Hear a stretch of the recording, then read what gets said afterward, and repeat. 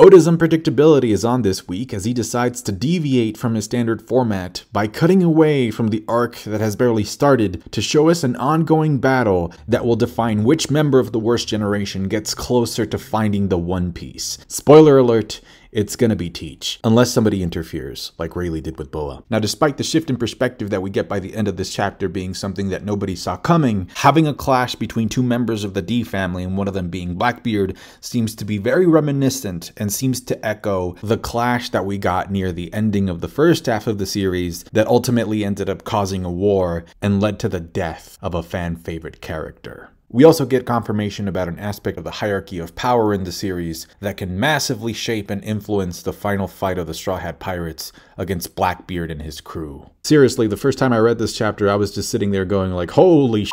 We're getting close to the end now. Turns out the prediction we made from the last cover page ended up being absolutely correct. Kuzan, along with some of the Blackbeard pirates, were in fact searching for Pudding to be able to use your third eye power awakening to read the poneglyphs for them. If you notice by the end, Blackbeard says that he's pretty sure that Kaido had a road poneglyph too, which means that he also knew that Big Mom had one, and so that's why he's sending his men to Whole Cake Island to get a copy of that one as well. Now, last time we saw Brûlé and Cracker was on the cover for chapter 1048, and back then Cracker's hair bun looked normal, but in this chapter we see that his hair has been bent, and he was also crawling on the ground before getting frozen, so to me that means that he got beaten up. So this wasn't just like a Doflamingo scenario where he just got frozen out of nowhere. No, it seems like Cracker was actually putting up a fight to stop them from taking his sister away. And speaking of which, back in Punk Hazard, Aokiji tells Smoker that despite him not being affiliated with the Marines anymore, he's still the same guy, so he can still trust him. Also, Doflamingo says that Kuzan is a man on a mission, a man with a purpose. So a development that I would like to see would be for Kuzan to get the road poneglyph from Whole Cake Island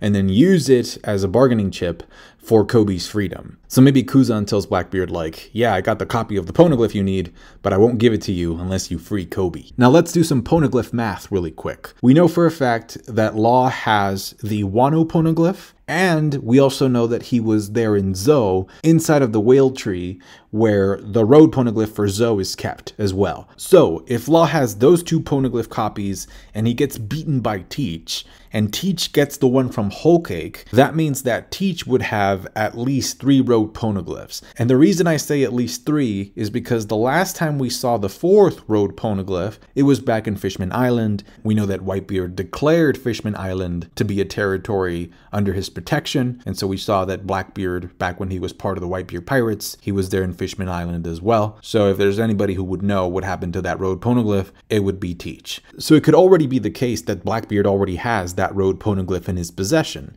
And if that's the case, if he defeats Law, he gets the one from Wano and Zou, and then if Kuzan's group comes in there with Pudding and the one from Big Mom, that would essentially give Teach everything he needs to be able to get to Laugh Tale. So in other words, holy shit, we're getting close to the end now. Now, the thing about Pudding being the one to get kidnapped is that it automatically raises the potential level of involvement that Sanji will have in this future upcoming conflict. But then also, if Big Mom happens to be alive, it also involves her, or at least it gives her a motive to get involved as well. We head back to the first floor of Vegapunk's lab on Egghead Island for some Chocolate Town Whole Cake Island vibes, because Luffy, Chopper, and Bonney are bloated due to eating too much. And Chopper actually brings up an important point about how Sanji would react to the food making machine. And while I agree that Sanji would probably be upset temporarily, I think in the long run, and ultimately, his desire to want to be able to feed people in general would supersede and would override his ego in this case. I mean, I think he'd be upset if Zoro were to tease him about it and say something like, hey Cook, we don't need you anymore because we have this machine. He'd be upset at that, but I don't think that he would be against the machine existing or, you know, hate the machine's purpose. In fact, the machine actually has cardinal points on it. If you notice, it has directions. It says east, west, south, north. And so I'm wondering, does that mean that it's combining like ingredients from all over the world to make these meals? Because if that's the case, that goes along perfectly with Sanji's dream of being able to find the all blue, because that's where fish from all over the world are, and you can use them to make different types of meals. Now, after last week's chapter came out, Oda made a correction about Atlas's number. She is in fact number 5 instead of number 6. So you can see the correct number there on her dress in this chapter. However, something that I find interesting about her in this first page is that the first time we see her,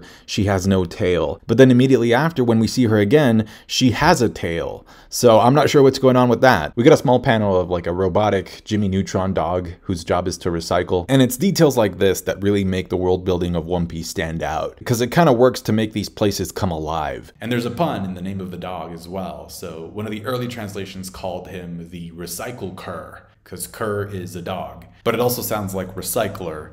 And then the official translation calls him the Recyclee, because a collie is a dog as well. And so last week we learned that Punk 5, Atlas, is the punk for violence. So as she flies off, she punches the hologram dragon again in the face. Now, something I noticed from the residents of the lab is that they have subjects printed on their backs. The one whose head is shaped like Finn from Adventure Time has the word petrology on his back, which is the study of rocks. And then the other 2 small ones next to him have history and linguistics written on them. Luffy's group gets new outfits, and something that gets mentioned repeatedly, once by Luffy and once by Bonney, is that these suits are super light to the point where they feel like they can float. So I'm thinking like spacesuits, space travel. Are these suits meant to be used to go to the moon? Or could these suits be an attempt from Vegapunk to stop Devil Fruit users from becoming hammers and keep them from automatically sinking if they fall into the sea? Regardless, Jinbei gets a Hawaiian shirt, and I have to say that so far, ever since they got to the lab, Jinbei has been the perfect representation of what a father acts like when he's watching over his kids at a theme park. He's taking care of Chopper's Amigasa hat for him and probably losing it. He's making dad jokes about already being round without having to eat too much. Plus, he can't stop the kids from fighting and kicking each other in the face. And speaking of fathers, Luffy uses Future Sight while eating pizza to detect a Sentinel version of Kuma that's about to blast them using Kizaru's laser technology for taking the food and clothing that they took. So Luffy prepares an elephant gun, and as I alluded to before, Bonney stops him by kicking him in the face. Now, it does seem like the kick actually does something to Luffy, so I'm wondering if Bonney has armament hockey, or if her boots have some kind of mechanism or substance in them that would allow her to hurt rubber. Now, we actually saw the real Kuma a couple of chapters ago with the revolutionaries in Kamabaka Queendom. We saw Dragon talking to him, asking him to show him the truth about what had happened in Marijoa. So Bonney actually believing that this police Kuma is the real one is a little bit strange, but I guess we could just chalk this off as being an emotional reaction from her, where deep down she knows that this police Kuma is not actually her real father, but she just doesn't want this prototype to get hurt because he looks like him. We then get a gray background flashback picture where we see Bonney and Kuma's relationship from a while back. And what stands out to me the most is, aside from Kuma wearing his revolutionary hoodie, is that neither of them are dressed up as royalty. In fact, Kuma kind of seems sort of roughed up, and that kind of matches the drawing of Bonney that we got in an SBS where she was younger as well. So what did Imu do to them? That's what I want to know. What did the government do to Kuma and his daughter? The laser beam causes an explosion at Egghead. I'm sure Luffy, Bonney, Jinbei, and Chopper are all dead. Hashtag sarcasm. And then we transition over to another explosion that takes place in a different location. So I really liked the explosion on explosion transition. Now, at first I thought that the second blast was due to an attack from the Gura Gura no Mi from Teach. But then if you look at that panel, you see some strands of black lightning coming out of the water. Then again, I feel like the lack of clarity in this part of the chapter is intentional when it comes to Blackbeard and his crew, because Oda doesn't want to reveal too much too soon. Whatever it was, the attack was strong enough to bust a hole on the polar tang, because now the submarine is flooding, so they need to surface. And Law says that they should continue to head northeast, which means that they haven't veered off course, because that's the direction that Law originally picked before leaving Wano. It is then revealed that Doc Q used his Devil Fruit power to turn Law and some of his other crewmates into women. Now, the way that Law is depicted as a female in this chapter should not come as that much of a surprise, because we actually had this design in an SBS in volume 72, because a fan requested Oda to draw the supernovas with their gender swapped. Plus, there was also a female Law Portrait of Pirates figure that was released a while back as well. Now, in addition to Doc Q's Devil Fruit power being a perfect matchup for Chopper, because Chopper's dream is to be able to cure every sickness in the world, right? So if he defeats Doc Q, he'll be one step closer to that goal. I think there's also kind of a pun when it comes to Doc Q's Devil Fruit power. So Doc Q's epithet is the Shinigami. right? Or the Grim Reaper. That's also like another name that he has. And so if you remember back in Marineford, we saw that when he was attacking Whitebeard, he uses a sickle. So that's pretty much his weapon of choice, and it goes along perfectly with the figure of the Grim Reaper, or the Shinigami. And so in this chapter, we learn that he has the six-stick fruit, or in Japanese, I think it's called the shiku fruit. It's either shiku or siku fruit.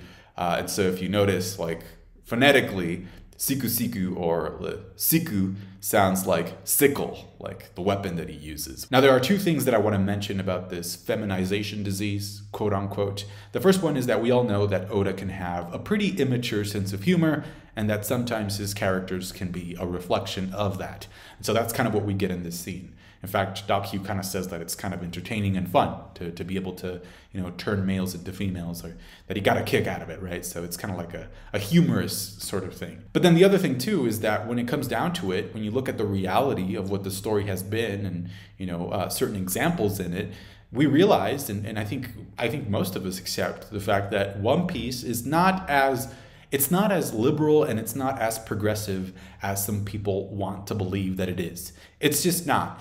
Because Japan as a country is not as liberal and as progressive as some people would want it to be. So if we look beyond the notion that Doc Q is clearly an antagonist, that he's one of the bad guys, if we look beyond that and we come to terms with the fact that Oda is the one writing the story, do I think that there are some hints of misogyny and sexism hidden within this joke? Absolutely, yeah. But there have been hints of this in other parts of the series as well. I mean, just look at the trash fight that Nami got in Wano. Just look at how strong and yet how ugly Big Mom is, right? Or look at Yamato. Yamato is one of the strongest characters that we meet in Wano, and Yamato aspires to be Odin. Now, do I think that Oda has bad intentions and that his heart is in the wrong place when it comes to stuff like this? No. I don't think he does it out of malice. I think he's just having fun. Like in his mind, I truly believe that he's just having fun. So whether you're okay with this or not okay with this kind of joke, I think at the end of the day, it really does come down to culture. So Doc Q goes on to say, oh, so he broke through the disease, he's worth $3 billion for a reason, and once he's broken through, his antibodies will spread just as the illness did. So I guess this means that once Law broke through the power, he just needed to touch one of his crewmates for them to turn back as well. So maybe that's how everybody ended up getting reverted back to normal, by being touched, because Doc Q says that the cure should technically spread the same way that the illness did. Now, I think it's absolutely intentional that the crew members that Blackbeard is with in this chapter happen to be the exact same crew members that we first saw him with back in Jaya. We also get that scene of Burgess being able to lift and throw a mountain, which is obviously supposed to be a visual echo to that scene with Ace, where Burgess picks up a hotel and throws it at him. And speaking of Burgess, I'm pretty curious about what happened to his face. Seems kind of cyborgy, or is it maybe just like a metallic mask that he has on? Now, Burgess has always worn a mask, but this one seems like it could actually be substituting for real parts of his face, because you only see one eye open and the jawline doesn't really connect like an actual mask. So I'm wondering if Burgess's new appearance could be the consequence of Blackbeard punishing him for losing to Sabo in Dressrosa. Then again, when he's in Baltigo, he does say that he's fatally injured, so maybe his new face is just a consequence of what Sabo did to him. Now, if we continue to apply the logic that the Straw Hats will fight their counterparts in the Blackbeard Pirates depending on their role in the crew, then that would mean that Burgess is actually going to fight Jimbei, because Burgess is the helmsman. Now, this is the first time that we've seen Van Ogre post-time skip. Last time we saw him, he was just a silhouette. So now we see him sporting a thin, creepy lock of facial hair, sort of like to match Usopp getting facial hair post-time skip as well. Now, according to Law, Blackbeard's crewmates have new bounties, which we don't get in this chapter. And then another thing we don't get are the limitations for Burgess's and Van Ogre's powers. Like, how much weight can Burgess actually lift? And then also, how far away can Van Ogre teleport someone? So it could be that their new bounties get revealed, before their fights with the Straw Hats, at the beginning of the matchups. And then their limitations will also be revealed as the fights naturally progress. However, if I had to guess, because Van Ogre is a sniper, and one sniping ability is directly related to one's field of vision, I feel like it would make a lot of sense for Vanagar to be able to teleport people away only as far as he could see, which is really, really far, right? Because as we learned in Jaya, Vanagar shoots some seagulls from the island of Jaya and they fall onto the Sunny, but then Usopp says that he didn't hear any gunfire, and then Nami says that the island where Vanagar was shooting from is still so far away that they can't see it yet. So I feel like Vanagar's Devil Fruit power could be used to send the Straw Hats away, to separate them from Usopp and force Usopp into a 1v1. That'd be such a great character development moment for Usopp, because if you remember back in Syrup Village, we learned from Mary that one of the main reasons for why Usopp started lying, making up these crazy stories, is because he felt lonely, because his dad went away and he never came back. So he started coming up with these lies about like pirates coming to Syrup Village, which eventually they did. So the Straw Hats kind of fill that void for him because they're a replacement for his family. So I feel like Vanagar using his power to teleport Usopp away from the Straw Hats could be a great opportunity for Usopp as a character to face that fear of abandonment that he's had ever since he was a child. Now, after Law uses room in order for him and his crew to avoid getting hit by the mountain that Burgess launched at them, we find out that Stronger has eaten the mythological version of the Uma Uma no Mi, or the horse fruit, which we saw in Skypiea. It's kind of funny though, because we know that Pierre was just a bird who had eaten a horse fruit. So if he kept his wings on, he looked like a Pegasus. But now I'm thinking like, wait, like if Stronger had just eaten a bird fruit or a Zoan fruit that belonged to an animal with wings, then he would also probably look like a Pegasus without having to eat the Pegasus fruit, right? Because he would be the inversion of Pierre.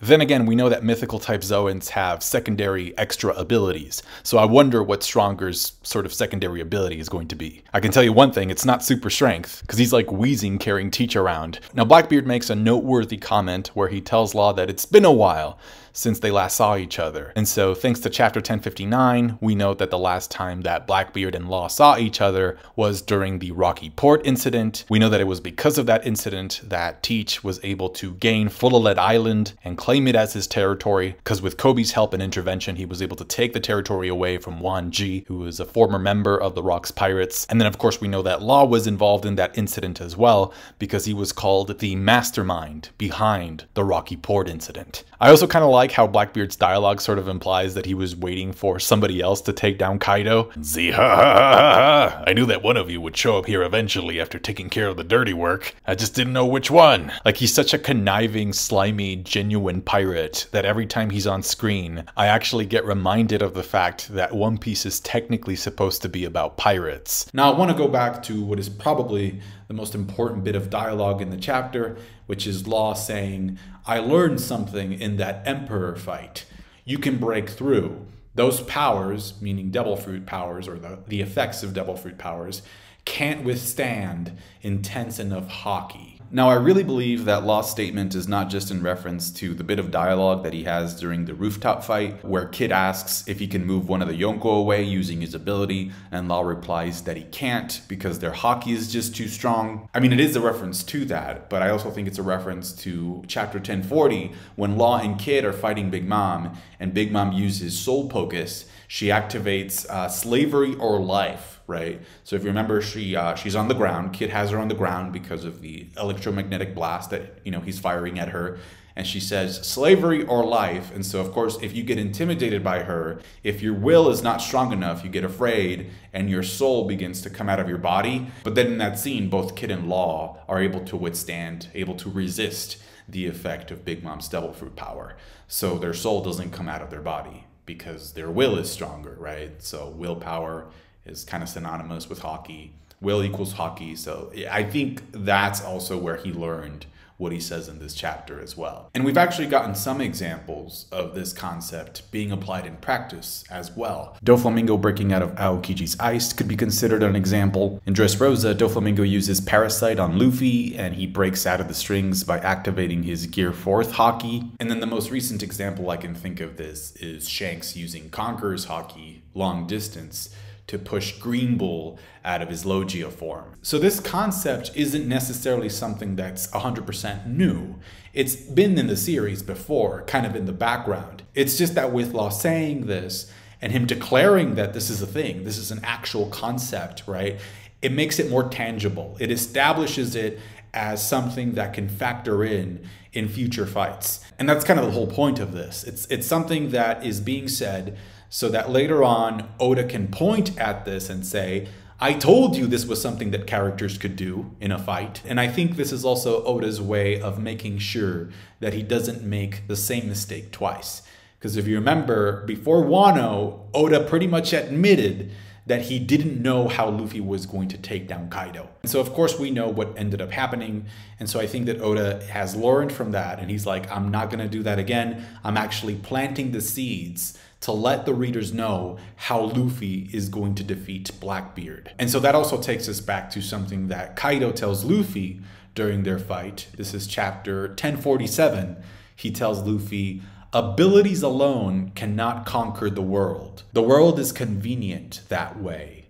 Roger didn't have any devil fruit powers because only Haki can transcend all. So I'm guessing this statement from Kaido comes from God's Valley, where maybe Sebek had devil fruit powers, and then Garp and Roger showed up and they used Haki to beat the crap out of him. So now we actually have confirmation that Haki will play a major role against the fight against Blackbeard and his crew, right?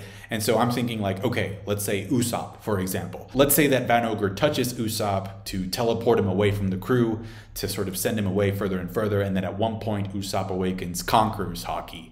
Would that conqueror's Haki blast maybe stop Usopp from being teleported away? If Shiryu goes invisible and he decides to hide his presence fully from Zoro, which we know can be a thing because Rayleigh says that at one point while training Luffy in observation Haki, he was fully hiding his presence. So if that happens, could Zoro use his Conqueror's Haki or maybe even his observation Haki to break through Shiryu's invisibility and him hiding his presence? Because the thing is that we know that a feature of Mihawk that gets highlighted a lot are his eyes. Like, he's known as Hawk Eye, which to me has to be a reference to observation Haki. And so I feel like that's also a strong hint as to what happened to Zoro's eye during the time skip. That he's probably going to need some top tier Mihawk level of observation Haki in his fight against Shiryu to break through his invisibility or his ability to hide his presence. And then of course we go to Blackbeard versus Luffy, where Blackbeard is obviously going to be using his power of the Yami Yami no Mi to absorb Luffy's Nika Nika no Mi. And he will deplete him of that power, so he won't be able to use it. But now because of this chapter, it's specifically stated that Luffy can do something against that by having enough Haki or having strong enough Haki, right? So does that then mean that Luffy can get his devil fruit power back by just sort of charging up like Goku and being like, Haki burst? Because I'm not gonna lie, even though that solution makes sense, it's kind of a lame and cliche solution for a final fight. But at the same time, I get it. I get that Oda is tired and he just wants to wrap things up as soon as possible so that he can go on and live his life. That being said, the statement by law in this chapter also raises a couple of questions. So the first one I have is, if sugar touches you and turns you into a toy, does that mean that you can technically break out of that ability by using very intense Haki? Was that something that could have possibly been a solution at some point for the people in Dressrosa that got turned into toys? Number two is, if Boa Hancock turns you into stone, could a person still technically use enough Haki to break out of the stone and be okay that way as well? Number three, if Shanks were to blast Brook with strong enough Conqueror's Haki like he did with Green Bull, would that end up killing Brook? And number four, if Sanji had used strong enough Haki back in Punk Hazard, would he have been able to go back to his body? Then again, it's not like he wanted to go back to his body in the first place. Also, at the end of the day, I do think that there's a factor in play when it comes to Blackbeard versus Law that could actually favor Law or could stop Blackbeard from killing Law. And that's the fact that Blackbeard is devil fruit obsessed and that Law has the Opi Opi no Mi. And as such, he can perform the eternal youth surgery on someone at the expense of his own life. So it kind of goes back to the rationale that Doflamingo had for keeping Law alive, even after he knew that he had eaten the fruit, because he wanted Law to perform the eternal youth surgery on him eventually. So he wanted to raise him, have him grow up, and then brainwash him into performing the surgery on him. Now, in Blackbeard's case, we know that Lafitte can hypnotize people, so he could potentially hypnotize Law into performing the surgery and give up his own life. However, as we saw in this chapter, Lafitte is not there with Blackbeard at the moment, so he's probably going to have to wait for Lafitte to come back from wherever he is. Now, you could also argue, well, what if Lafitte's hypnosis is part of his devil fruit power, and Law can break out of that trance or out of the hypnosis? Well, the key is that the hockey has to be powerful enough. It has to be intense, right? So if Law is tired from fighting Blackbeard, if his hockey levels are down, then Lafitte can just go ahead and hypnotize him. I was pleasantly surprised by the change of perspectives in this chapter. I thought that it was a very smart move, and it goes along with what Oda said of wanting to make the proper adjustments to finish the story sooner rather than later. And I think it's just such a great opportunity, if he decides to stick with this Law versus Blackbeard fight, to be able to tell two stories at the same time. I think can work wonders for the pacing of the series, which, by the way, the pacing I thought was already really good. So this just, it's a pleasant surprise.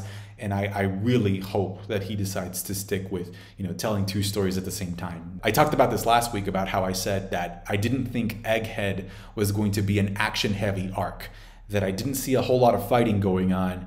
But if you have this fight with Law and Blackbeard going on at the same time, with Egghead's exposition, with the lore that I think we're going to get from Egghead, it's just, it's the perfect match, and it kills two birds with one stone, and it's just excellent. Excellent choice if this continues. That is going to do it for me today, guys. Thank you so much for watching. I hope you enjoyed this review as much as I enjoyed making it.